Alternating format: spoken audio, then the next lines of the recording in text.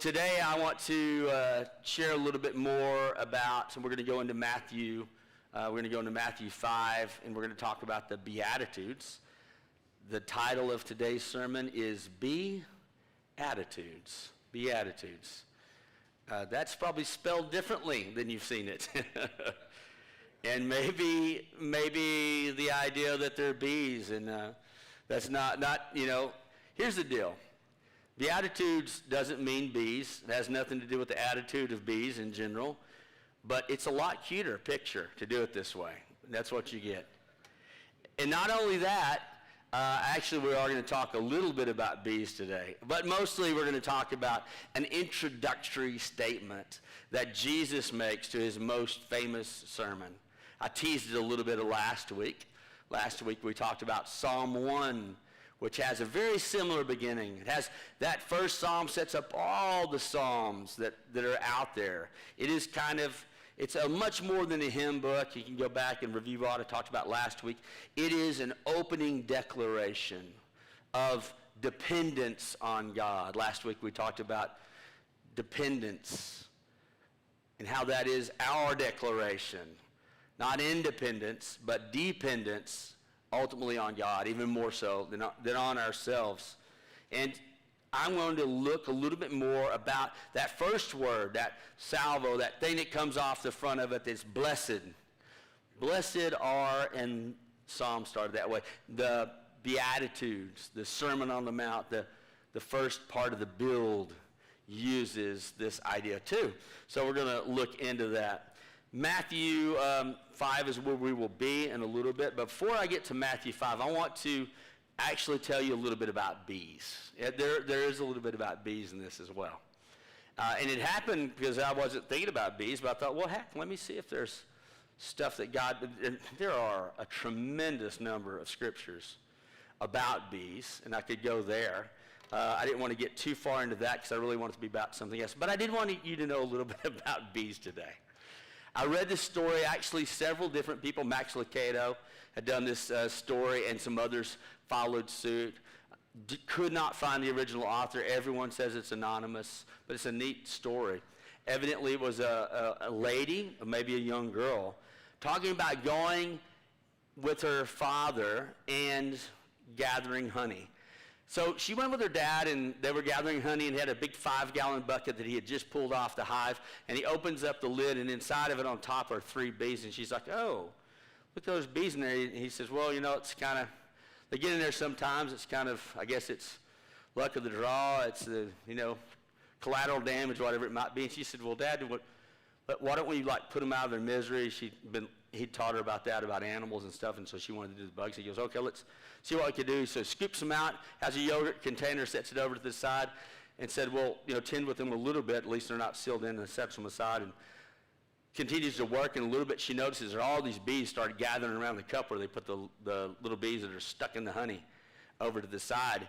And after a little bit, they're looking over, and these bees are just gathering and pulling and working and trying to get the other 3 little bees out. And sure enough, in a little bit, she looks back, and 2 of the bees are already out. They're gone. There's still 1 there, and they're still working. Eventually, all 3 bees are out. She goes, wow, that's pretty amazing. If you know anything about bees, and I didn't know enough, I know a little bit, bees are a really interesting creature, but there are things that they do. I love the way that God puts the stuff together. I mean, interestingly, bees are really important for agriculture. They're really important for flowers. They're really important all over our nation because they're kind of furry all over.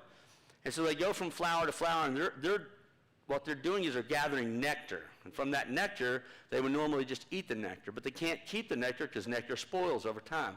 So there's an enzyme in their body that goes with the nectar, and they make the honey, they put it in the hive, and they can create honey for kind of a rainy day. And they work, and they create honeycomb, they put in honey, and they fly back and forth to all these different plants all around that have pollen on them. They don't care anything about the pollen. But this is another thing that God does, is they get pollen all over them because their bodies are furry, and they fly from plant to plant to plant to plant to plant, and they're cross-pollinating plants all over the place. So they're hugely important for agriculture and for flowers, and There's been a time not long ago, and we're still kind of under it, there's a recognition that some of the insecticides we're using are taking out bees. And they're like, well, would bees sting us and stuff? And so, well, yeah, we lose honey, and we're missing out on all this pollination. And there's kind of people going, oh, we need more bees. And bees are an important part of, and I love the way God just puts all these different animals together and kind of the circle of life, and we need predators to take care of. There are too many rabbits, so let's kill the coyotes, and then all of a sudden we run over with rabbits. Loose the coyotes, kill the rabbits. Now we have too many coyotes. It's just things that we have, we always put up with in our world. That really has very little to what I'm doing today, but I thought it was really important. So y'all go and have a good day. No. So bees, here's the neat thing about that. That story about the bees, all of those bees came, and then here's another little thing. These are all female, by the way. If you've ever been stung by a bee, it's just the females. The males can't even sting. I didn't know that. They're drones. There's so many things about these males that they're bigger, they're fatter, they don't usually stay around the hive, they hang out in trees together just sipping coffee. About the only thing they do is they ultimately mate with the queen, and not all of them get to do that. They don't make honey, they don't make honeycomb, they don't do any work at all. They have no stinger, they can't sting. Their wings are just, they cool each other off flapping their wings sometime. But that's pretty much their job. Yeah, I'm glad no other part of society is that way. But anyway, okay. No comments. But the sister bees came and got all their little baby bees out, and they worked together. I read about a beekeeper that talked about things that he learned from watching the bees, and so I dropped these in. These are things that you kind of feel in general, but he says individuality is not as important as community. Working together is essential for the greater good. Plan for the future. Honey's made when nectar is plentiful. So this is one of the things they do. They make mass quantities of honey. They make way more. Like, well, why don't we eat their food? Don't take their honey away.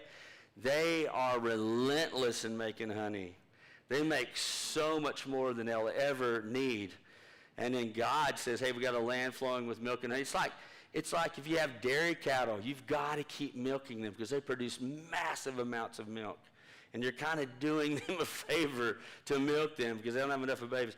There's a lot of honey being made, and it feeds a lot of other things, not just hungry bears, but people that like honey. Defend your home, your family, even at the highest cost. And you probably maybe know this about they have one sting. They can't multiple sting. They got one sting in them. And that sting pulls out part of their body, and they die. They get one shot if they ever sting. You have a limited time to do the most with it. These are things that the beekeeper learned. Interestingly, I saw, skipping through lately, there's a new movie out, and it's a Jason Statham. And if you ever watched any action movies, Jason Statham is kind of a hybrid. He's somewhere between like a Clint Eastwood and a Bruce Willis or something. He's trying to be this guy, okay? And so there's a new movie called The Beekeeper.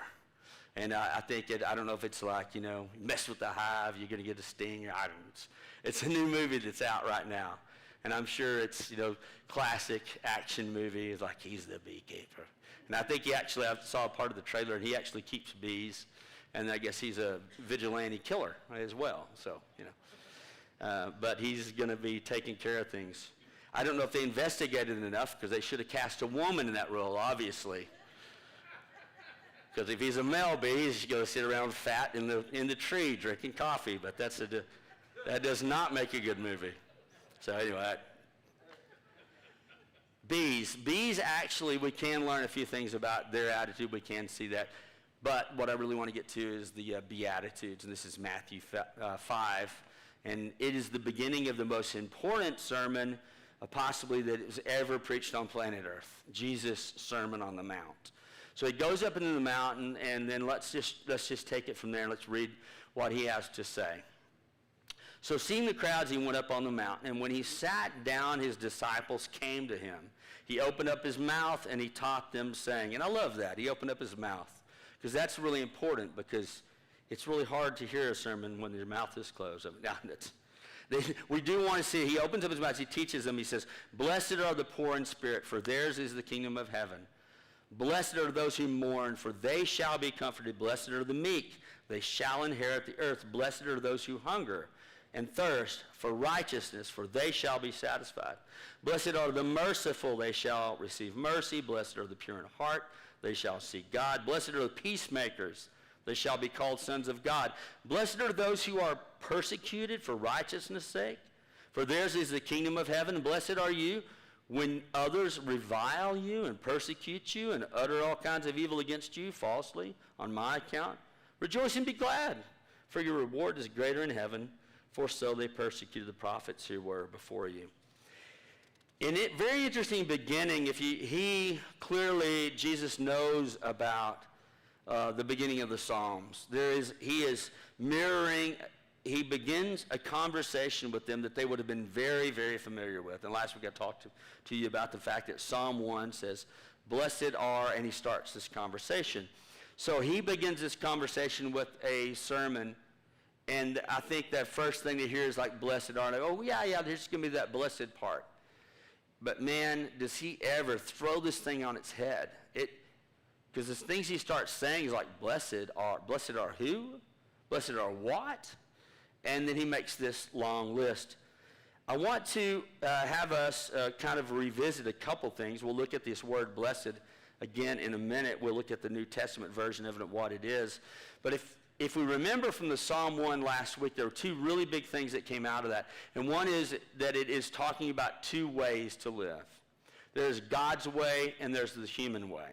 There's whatever the Lord has trained us, taught us. He's giving us the way that works. He's trying to show us the proper way. But then we also ourselves tend to at times say, well, I want to kind of go my way. It goes back to the garden. It's like, don't eat this one. Eat all of this. I give you all of this. This is the way to go, but don't do that, and our desires go there. So there's this one way. And then tied to that, even what I just said, is there is this idea of fruit. There's a lot of talk in that first psalm about a fruit, because there's a tree that grows, and that tree grows good fruit. And so Jesus actually ties both of those into the Sermon on the Mount. The Sermon on the Mount, and we're not going to read all of it, but it goes for a couple chapters, so 5 to 7. It's actually 3 chapters long, 5, 6, and 7. But in parts of those, and especially at the very end, he's culminating. He harkens back to what they still would have been familiar with in Psalm 1. So Matthew 7, verse 13 and 14, talks about the two ways. He brings it back up, and these you've probably likely heard people say before. Enter through the narrow gate, for wide is the gate and broad is the road that leads to destruction, and many enter through it.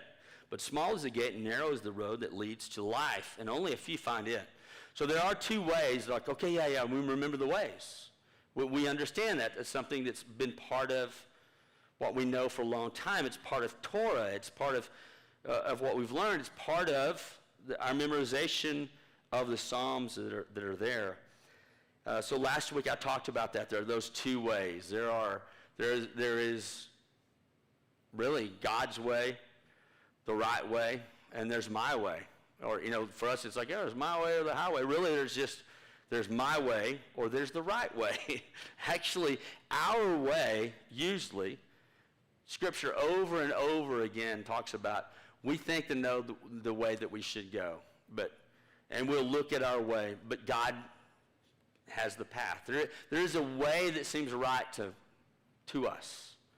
But God has a way that's different from ours. You think about Jesus in the Garden of Gethsemane, not my will, but your will be done. If Jesus is saying that, that means we have to constantly be in communication with God. What we would prefer to do is just hit the GPS and go on autopilot. Like, now I know the way. I've figured it out. I don't really have to go back to you, God. But God's like, no, I tell you what, here's how I would rather have it go. I'm just going to sit with you and we're going to drive. And as we go, I'll tell you how to go.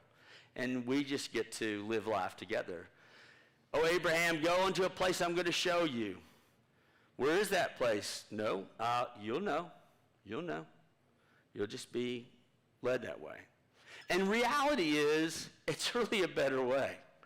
It really is. It really is. It's funny how even on like a GPS locator, they've gotten better and better. You're flying along down the highway, and all of a sudden it says, take this next exit. And I've shared this before. We were on a trip more than once, going down an interstate. And all of a sudden, you're like, we have 700 miles to be on this interstate, all right? And then out of the blue, take the next exit. Like, no, I don't think I should do that. But she's giving you good advice, because what you don't see is the line turns yellow over the hill, and then it turns red, and there's a multi-car pileup on the interstate where you can't get off, and it's going to be that way for 2 hours. She's going to take you on another road to get you around, and you go, thank you. Oh, there are times that she'll take you to some airport you didn't mean to go to, and you're like, what in the world? But God is not like that. He really does know the way. And if you're going to live life with him, so many times we just want to go and say, just tell me how to go, and I'll just go. I'll go my own way. Just give me the bare minimum, and because I'd like to be in control here. Better yet, why not just let him drive and go along for the ride, right? That's really the good way. Yesterday, we came back 5.5 hours. Charlotte decided to take a little bit of a nap that lasted about 2 of those hours. That's the way that God would have us to be with him along with the ride.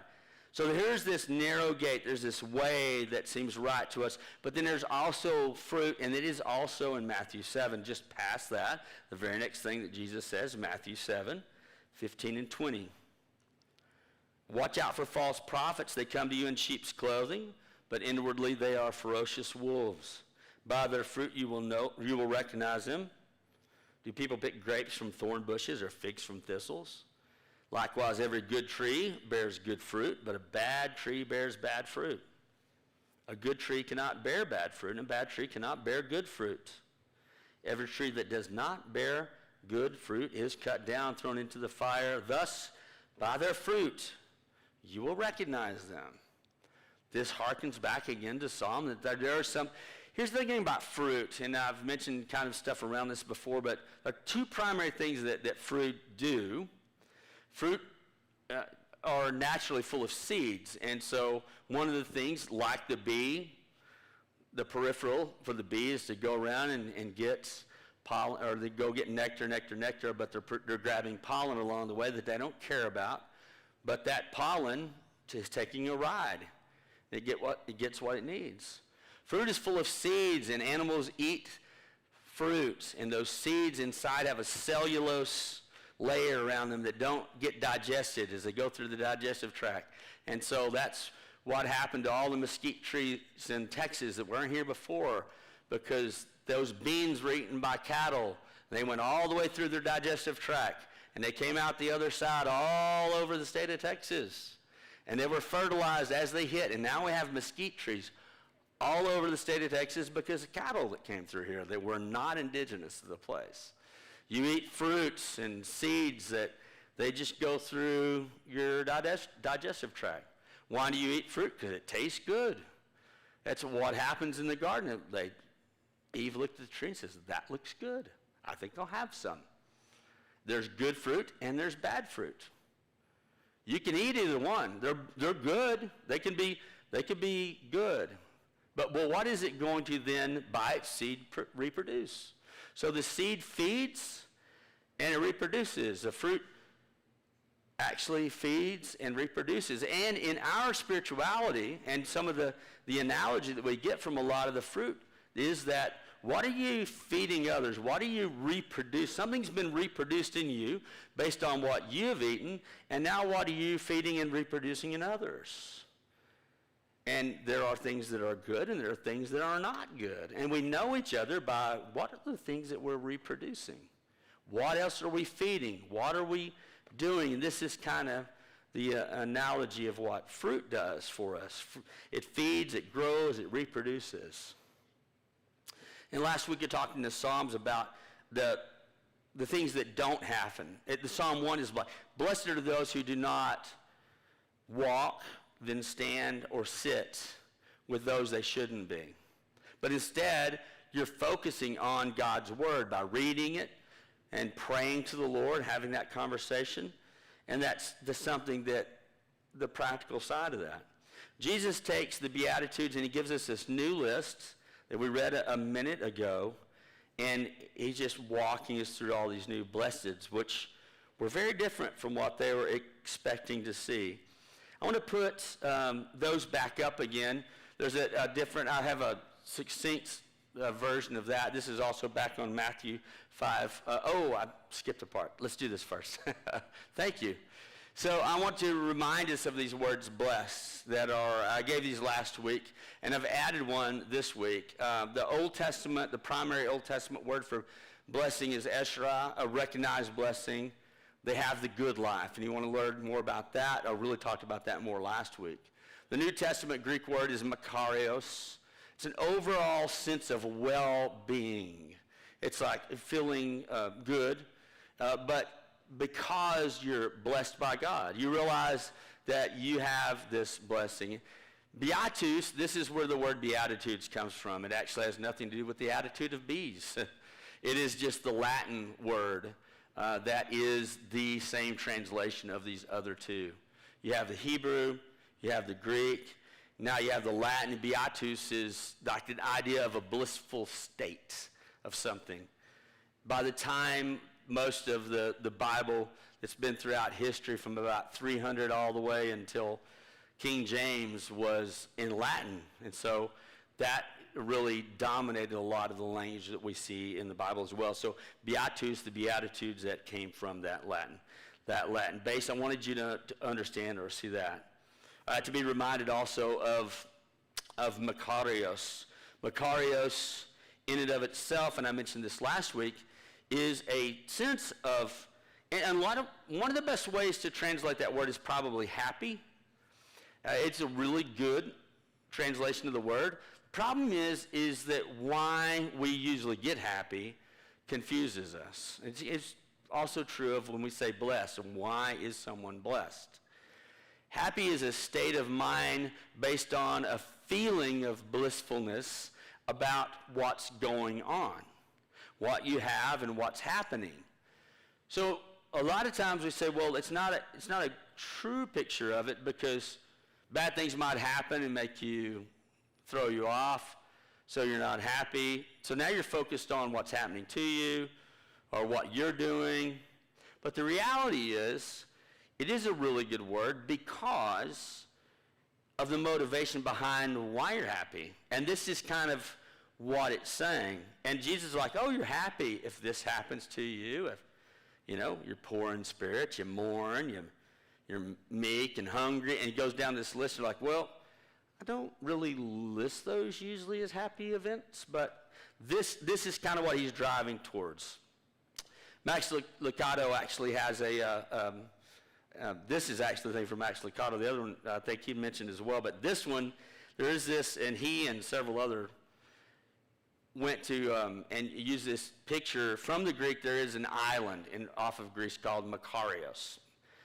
The island itself, they're basically saying it's blessed. And it also gives us a little bit more of a capture of what that meaning is. So Makarios Island is a self-contained island there off of Greece that they have everything they need on the island. They have all of their goods. There's nothing that's not on that island. They are self-contained. It's kind of like a lot of times people talk about, well, Texas could just pull themselves out of the United States and we produce more and put more out and we have everything we need. We got our energy. You've seen those lists. Well, Makarios Island is a self-contained, self-sustaining, needs nothing from anybody else, the need of import is not really there. Every sustainable thing they needed, and that's why they called it Makarios. And then I read another commentator was talking about that picture also lets us think about what it is to be blessed in our own selves.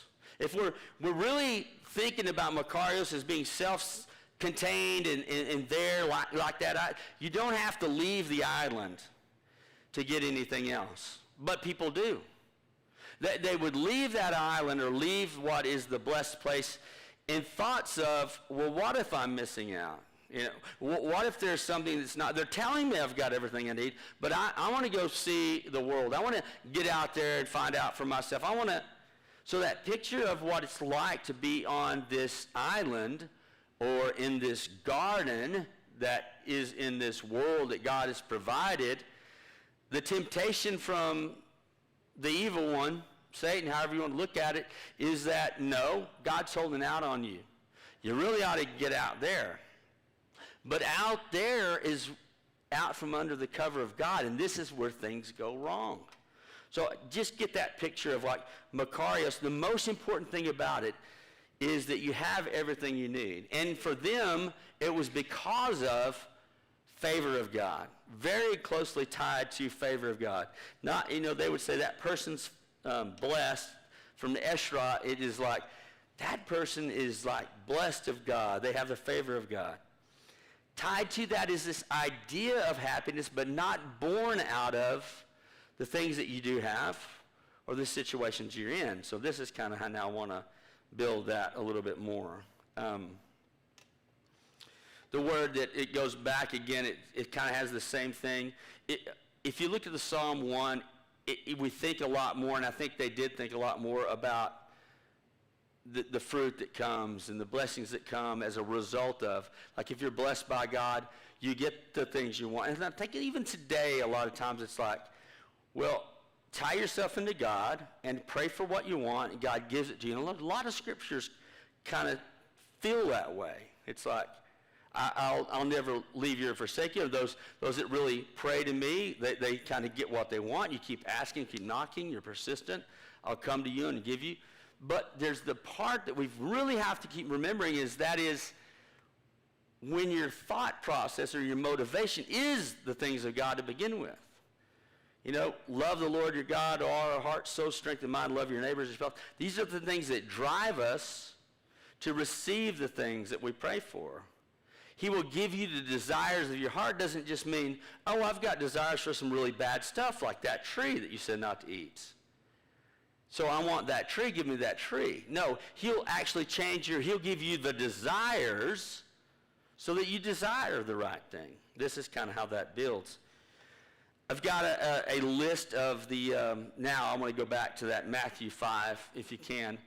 And I've shortened it so we can get it all on one screen. I want you to see that there are, verse 3, 4, all the way to 9, there are 7 beatitudes that kind of mirror each other in one way. The last 2 are a little bit different. I'm not focusing as much on outcomes as those things that God says are blessed to begin with, like blessed are poor in spirit, those who mourn, those who are meek, those who hunger and thirst for righteousness, merciful, pure in heart, peacemakers. Then notice in verse 10 and 11 are those who are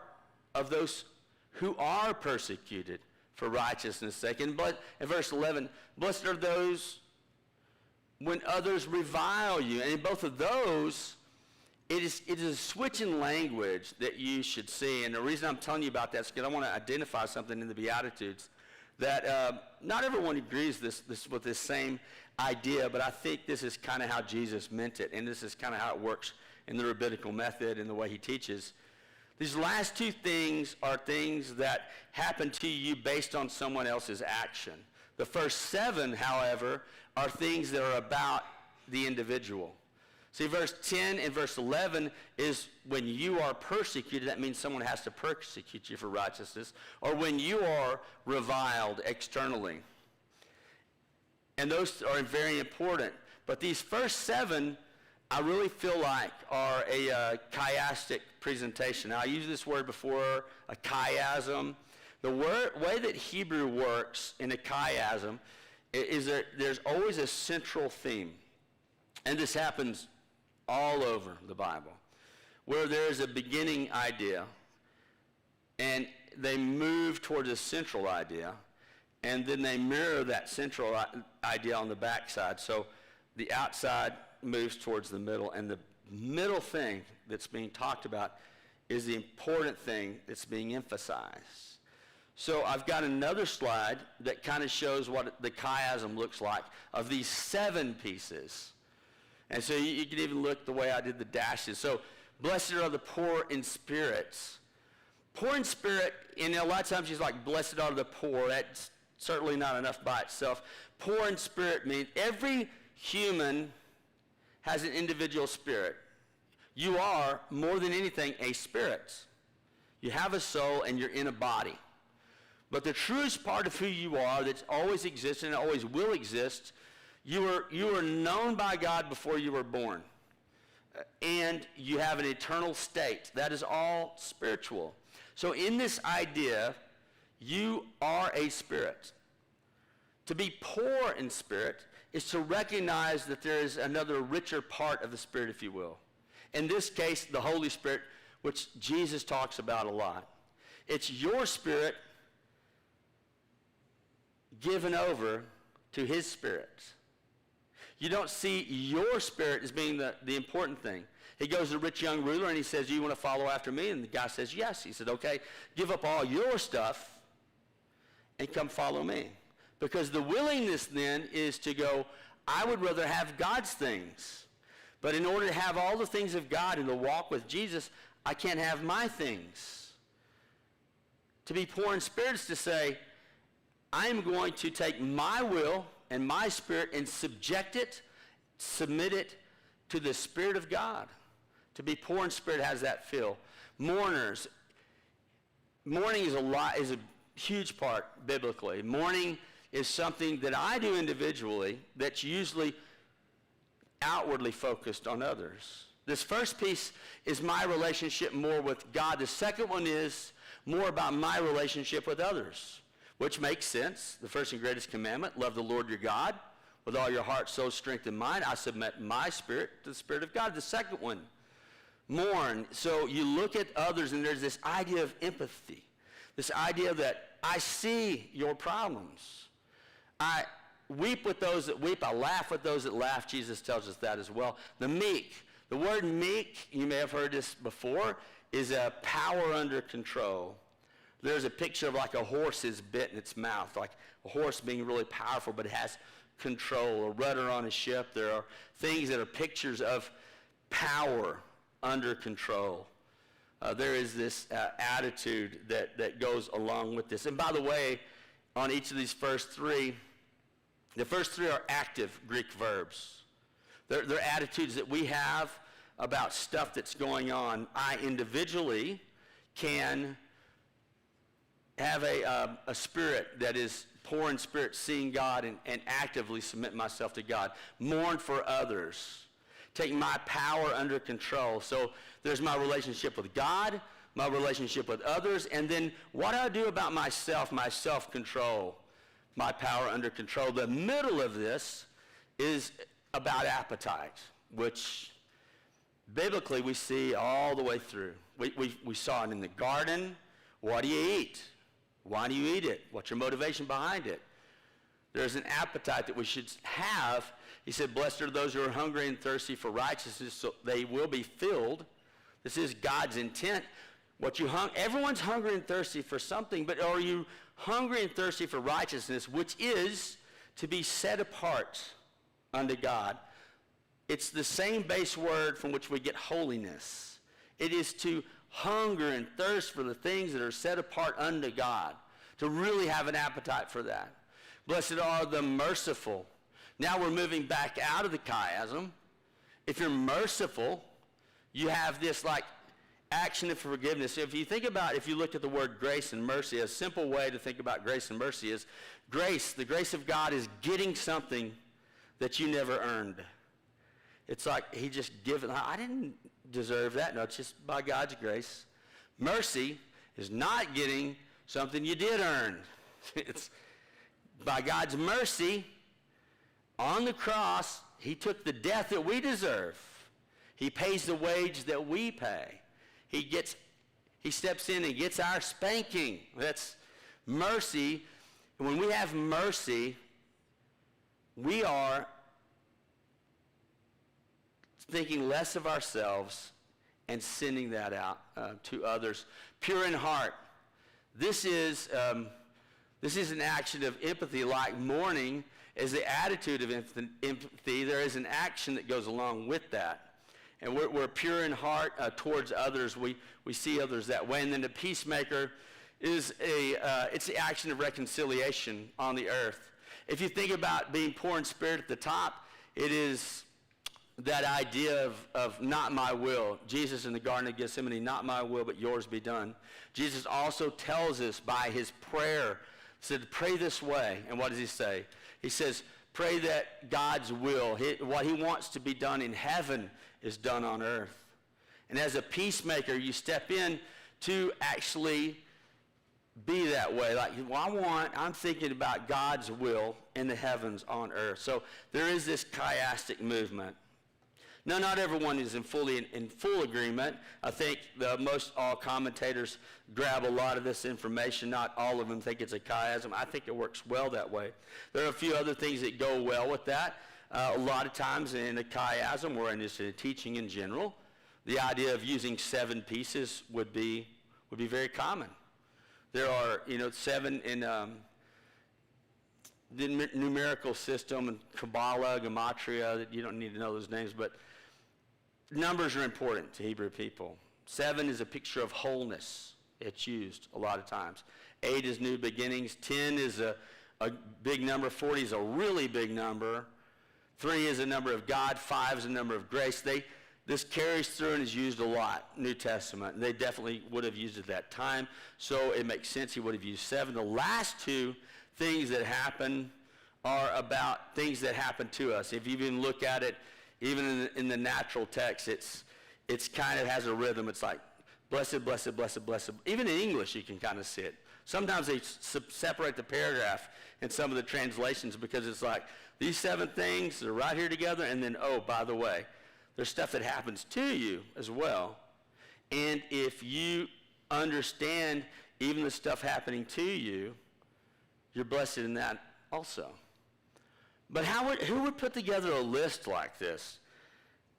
Oh, I tell you who's blessed. Mary, down the road, she's really blessed because she's hungering and thirsting for righteousness, We usually don't think that way. We talk about somebody being blessed. We talk about an outcome that we can see of the things that they have accumulated or the things that they have. Man, they are really blessed. Look at that. God blessed them. They got that new home. They got that new car. They're just really blessed. God blessed them. But how many of you know there are people that have a lot of brand new stuff that you look at and you're like, they're angry all the time and stuff, and you're like, they're not even happy. They got a big brand new whatever. They won the lottery. They're mad about it. You tend to go, I don't know that they're blessed. In fact, there are people that win the lottery. Sometimes it's the worst thing that ever happens to a person because they have no idea what to do with it. Everyone comes at them. They're angry about it because that's just something they can lose. They're worried about the stuff they've accumulated. Something happens to them, and they're like, that's waiting for the other shoe to drop. Something always bad happens to me. It's Eeyore. It's like, oh, man, you got a brand new car. It's probably going to break, It's like, well, I don't think very many people look at Eeyore and go, he's so blessed, Someone could be really blessed, and it is tied to material things and things that happen, but not what those material things are or what happens, but their attitude about it. And we're really impressed with someone when bad stuff happens and they're still happy. Blessed are those who mourn. Wow, that's usually, blessed are you mourn, you shall be comforted. You understand in the midst of your mourning that there's God who's on my side in the midst of that. The peacemakers, well, there's a war. There's no peacemaker without a war. Peace is the one who steps in to even if it's grandkids together, and God bless Charla, We just came back from a family. We've had 2 in the last, 4 weeks. And it's wonderful to be together with a whole bunch of family at one time. But there's some peacemaking that has to go on every once in a while. The muffins don't always go around the same level. Somebody got the wrong color popsicle. Stuff that the world will end if not corrected. Blessed are the peacemakers. But it tells that there's a problem. Mourning is about sadness, hungering and thirsting. These all sound like problems on the surface, but the beauty of that is because God is supply. Always, always, always, always. Because they're happy because God is supply. They still understand through all of that, whether they have the right stuff or something bad is happening to them, that really is not what affects the blessedness. They're blessed because of the relationship with God. And they are understanding that part of it. This is what I really believe is the central truth of what's going on in these Beatitudes. And that what he's trying to show us, that he's building on, he's taken what was familiar with them in Psalm 1, and then he throws this new stuff, and you're like, wow, how does that work that we'd see them as blessed that way? And it leads us then to, and we have communion today, which works great, because I'd put this verse in before I got there, and I'm like, man, this is perfect, because there is this idea of this fruit that's in us. The things that come out of us ultimately. This is such an important thing. If you're going to be poor in spirit and give your spirit to the Spirit of God, and you're not thinking about the stuff, but you're thinking about being with God, and that being with him is the most important thing. There's a scripture in John 15:5 that talks about our relationship with God and about the fruit again. I am the vine, you are the branches. If you remain in me and I in you, you will bear much fruit. Apart from me, you can do nothing. Both parts are there. There is a great way to bear fruit, and that is to abide with Jesus, with God. This is Jesus speaking. He's like, remain in me, abide in me. And he uses this picture of a vine. And that's how the grapes form, by that vine staying, abiding, drawing from that source. In Psalm 1, there's a tree planted by water that bears fruit in season. And we want to bear that fruit. The other thing about in season, I talked about last week, that doesn't mean there's going to be periods of drought and periods of plenty, and the bees know this. They store up honey, honey, honey, honey, because there's only a short season of the nectar. It gets like in Egypt with Joseph, he's like, you got 7 years good and you got 7 years bad, store up and then be there. And that's a practical thing, but it's also a spiritual thing, that we know that we're going to have to go through some tough times, but abide, remain, trust. That's not the time to say, you know what? I don't care what the directions say. I'm just going to push through and stay on this road. But wide is that road that leads to a major traffic jam that you're going to go, man, I guess I should have turned off. See, this is what he wants. There's a way that seems right. Stay, remain, trust. In this world, you're going to have trouble. There's no way around that. But how are you going to navigate through it? How are you going to produce fruit in the midst of drought? By remaining in the vine. And what is that produces those grapes? It gives us that picture of grapes. And we've talked before about how that is also a picture of the blood. He's in the upper room at that time. He's talking in John 15. And he really gets into a lot of how the fruit of the vine is the grape. And what happens, it gets crushed. It's blood, and remain even in the midst of that crushing. And he's doing that. Gethsemane is a wine press where grapes are crushed, made into wine, and then he says this, and he takes that cup, and he's like, it's my blood spilled for you. This is my body.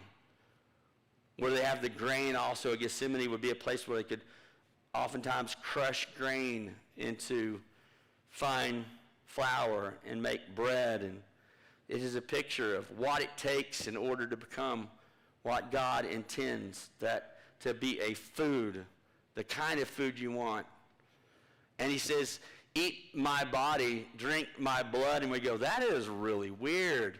But then you understand it's because of that fruit. And what do you eat? What do you reproduce?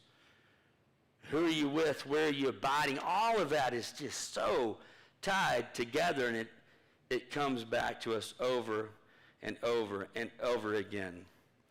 Sometimes we live our life and we're thinking, I want to produce good fruit. And you're just like, if I just try harder, maybe if I just push harder. But that's not how it works. You don't see a vine pushing harder to make a grape. That's not it. It just needs to abide. It just needs to abide. Matthew 22, 34 through 40. Let me read this. I'll give you some context. But when the Pharisees heard that he had silenced the Sadducees, they gathered together, and one of them, a lawyer, asked him a question to test him. Teacher, which is the greatest commandment in the law? And he said to him, you shall love the Lord your God with all your heart, your soul, and your strength, and your mind. And this is the greatest and first commandment. And the second is like it. You shall love your neighbor as you love yourself. On these two commandments depend all the law and the prophets. See, he always goes back and he connects that Old Testament back to the New Testament over and over again. They're like, oh yeah, we're good with that. He's like, yeah, what you understand is a law. You're thinking of it as input, output. But I'm talking about really, do you love God? Does he guide you in all things? Are you submitting your will to him in the hard times? And the reproduction of what you're doing in the lives of other people and the fruit that you're putting out, where are you eating and what are you reproducing? To love God, to love others, I think that whole picture that's going on in the Beatitudes is still the same thing. And by the way, that Beatitude is like a declaration of dependence once again. And it launches into this long sermon that he has. He wants them to see where blessedness resides and get them thinking that way before they hear it all. So they're not trying to go, oh, well, I just try harder and I do more. He's like, no. This is receptive stuff. This is who you become because you abide, because you're with me. God's given us these ideas of attitudes that we have and actions that come out. But the middle of that thing is, do you hunger and thirst for righteousness? Where do you want to eat? What is your appetite towards? He said, eat my body, drink my blood. Remember all the stuff that I did for you. Come back to Jesus over and over again. Because it is only by grace and mercy that we can continue in life at all. And this is where he continually points back again. In a little bit, we're going to come and have a communion here. And I want to read again, remind us of John 15:5. And think about that once again. I am the vine. You are the branches. Whoever remains in me and I in him will bear much fruit. Because without me, you can do nothing. That abiding, that staying, that connecting is the thing that gets us to what we think is blessed. They're so blessed. Look at them. They're blessed not because of what they've accumulated or what has or hasn't happened to them, but because they see past what they have or haven't accumulated and what has or hasn't happened to them. Everyone goes through seasons, but if you remain and abide like a tree planted by water, if you remain like a branch in the main vine, then what do? You produce fruit in season. And what happens with that? You're feeding good fruit. You're reproducing good in others. You're taking what God has meant to bless you and blessing others, and this is what that looks like. I want to say a quick prayer, and then I will have us come and we'll take communion together. Does that sound good? Amen.